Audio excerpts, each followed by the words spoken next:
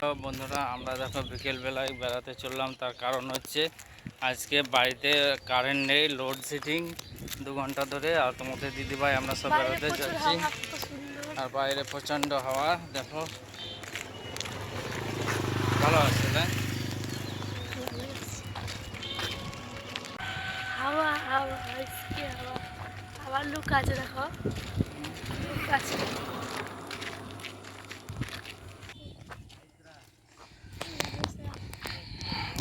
টাকা ব্রো।